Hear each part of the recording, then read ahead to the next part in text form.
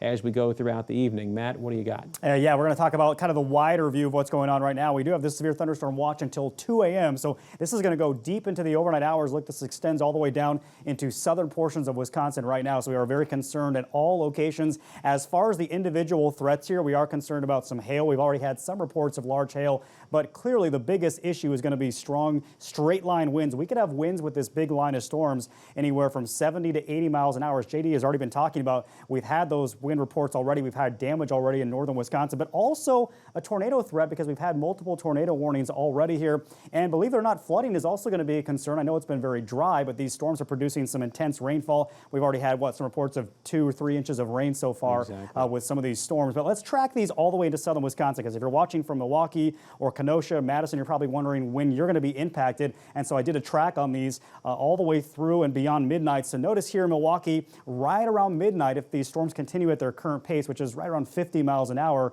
they're moving pretty rapidly. So Milwaukee right around midnight or so. Look at Madison also around midnight, and Kenosha, this could be right around 1 a.m. So this is why you need to have a way to get those alerts, because a lot of you are probably going to be sleeping as this line is making its way through. And just a really quick reminder for you, because we have had some tornado warnings across parts of the area, you need to remember where to go if you are underneath one of these. And the hallway, interior hallway is a good spot to go. Also the bathroom, a closet, the stairs. If you have a basement, that's also a good spot.